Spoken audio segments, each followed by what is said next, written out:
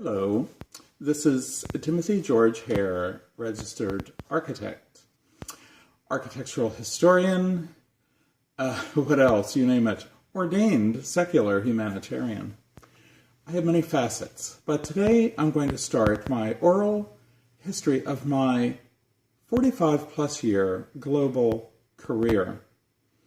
This will form an unlisted series of videos that I can attach to an oral history that I'm going to be doing next month in 2019 at the Siegel Museum for the Northampton County Historical and Genealogical Society, doing an oral history about what happened in Easton regarding the demolitions and my graduate study that I did in the 1990s, which is already 25 years ago. So this series of links to these videos, and I'll have to do them in multi-parts to cover all these years. But people will wonder, well, who is this person who has done this oral history, and that's the purpose of this.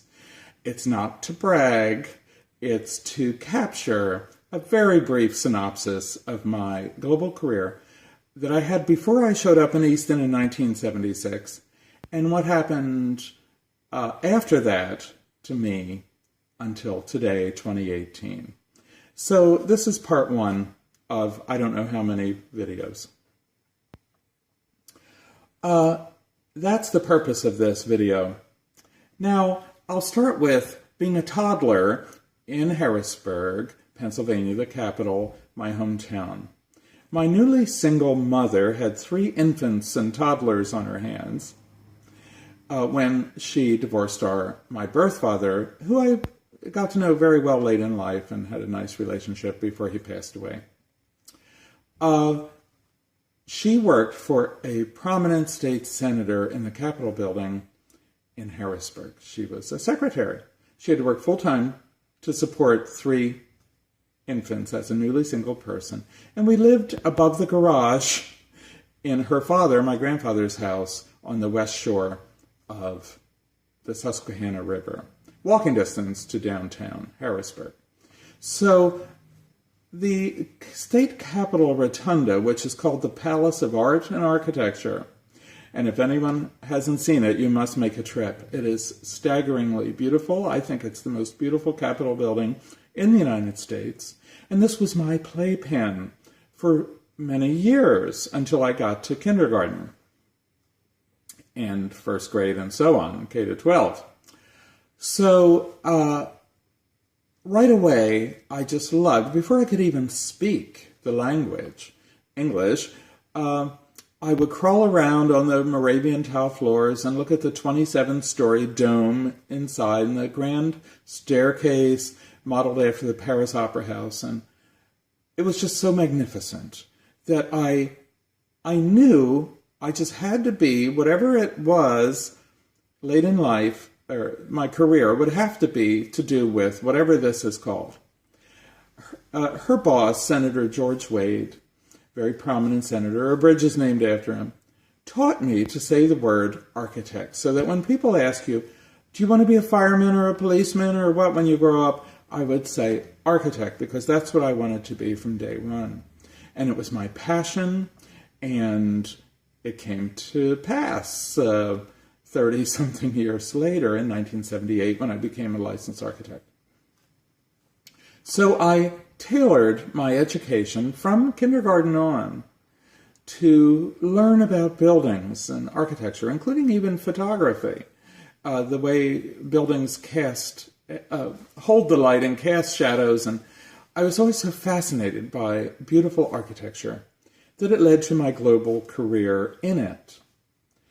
Well, this was 1949 through, say, 53.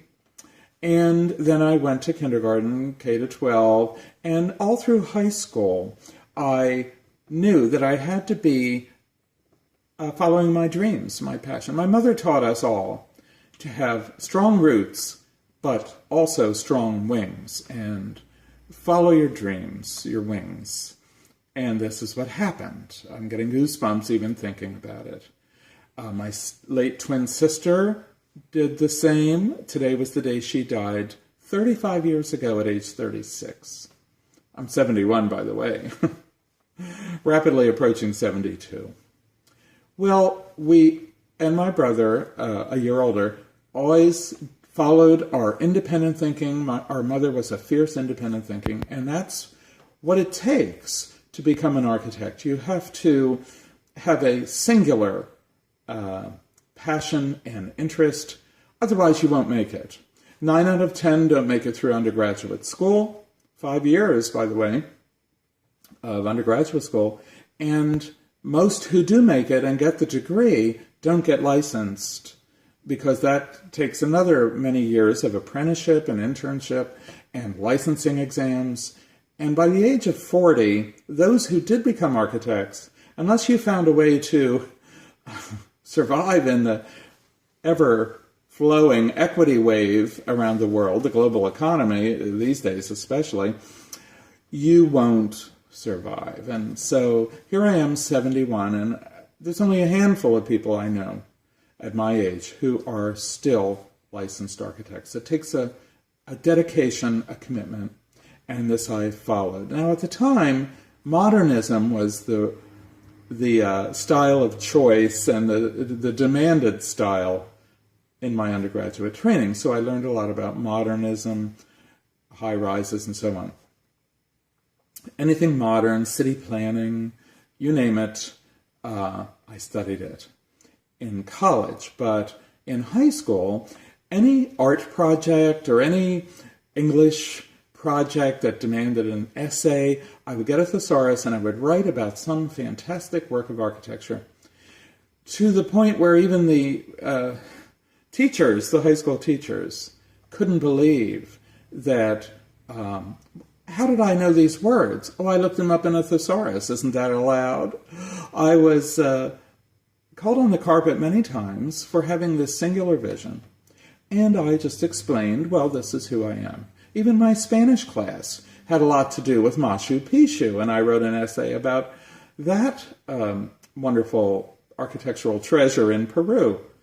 So this helped get me through high school, because I was a nerd, and my brother was the athlete and the high school football star, basketball star, baseball star, and I was just a nerd, and I would hide in the basement and create these travel, artistic, creative posters of where I'm going to live around the world, and I ended up living in just about all of them once I got out of my zip code of birth. So in high school, I also worked summers for architects or in construction, architects in private firms. My first favorite was, he was an aficionado of Frank Lloyd Wright, and his home and his architectural office was beautiful. It was modernist. It was Usonian. It was like one of Frank Lloyd Wright's organic homes, and that's where I worked. And I learned how to write specifications and how to mimeograph. Back then you had to mimeograph these specs that are this thick to even describe putting up one brick. And I got a great education. He was a wonderful person. His wife taught classical piano, and they had this stage in their home with 2 grand pianos, and I just loved it. I thought, if this is the life of an architect, I'll take it. I didn't necessarily know enough to marry rich at the time, and I still never did. But regardless of the gender of my marriage partner, I never married rich. In fact, my husband was a poor church mouse when I met him, but he was really fierce and became a chaplain, and we moved to New York, and he got a postgraduate degree in mental health and all these graduate degrees in seminaries in Lancaster and New York City and so on. So I've always admired people who have a vision, have a passion from the youngest age, and follow it through. So this gets me up to, I guess, high school graduation. Then I went off to college. Now, how much time do I have left? I'll keep these less than 14 minutes. So I go to Penn State. I was accepted at various architectural schools, but this one had a very good reputation. It was accredited. It had to be accredited, otherwise you would never use it towards licensing requirements later. And so I was so impressed with their new philosophy of architecture that they hired the head of the department soon hired was from Italy, and he brought the best of European philosophy and design and had us learn about famous creative thinking architects like Christopher Alexander and activity patterns and blah, blah, blah, and the study abroad programs. I could have gone to Florence, London, Amsterdam. I picked London, where I always wanted to go. That was one of my travel posters. And I studied there in my senior year, fourth year, in London at the Bartlett School of Architecture, part of the University College London. And that was fantastic. So I studied Thamesmead, a brand new city. I studied city planning. I met with all the architects and the designers of that through the Greater London Council, the government agency that built that, federal in a sense, government agency, national, and learned a lot about brutalism in a good way. It was the hallmark of city planning at the time. It had all kinds of diversity of types of residents and occupants and commercial. Everything was integrated, unlike the United States at the time, racially, certainly. So I even worked to try to change that, to make this an integrated society through civil rights work. But I digress. So I graduated, my thesis, my fifth-year thesis at Penn State was a new form of living called communal living. And we set up, me and another architectural student and I set up a workshop, like a prototype that we actually lived in for the last 6 months, I guess, or so, in the mountains, where we talked a church into loaning us their hunting lodge, and for this project, this experiment, in communal living. And we developed activity patterns based on Christopher Alexander's thinking. And the head of the department, when it came time to give us a grade, said this was one of the most creative thesi that he could imagine, and passed us with flying colors. Back then it was pass-fail because we got busy working against the grading system that would send all of my fraternity brothers to war in Vietnam the minute we graduated, and you had to maintain a high average. I myself was drafted into the war prematurely by accident, computer error by the draft board, and luckily failed the physical by a disease that actually ended up killing my twin sister, a rare genetic blood disorder and allergy to sunlight. Well, we didn't know at the time it was a terminal disease. It was brand new. It was discovered by a German doctor who came over and tested all of us and everything. And that saved my life in Vietnam. It wasn't bone spurs. It was a genuine fatal disease that turned out to possibly be. Well, thanks for listening. I'll do part 2 next.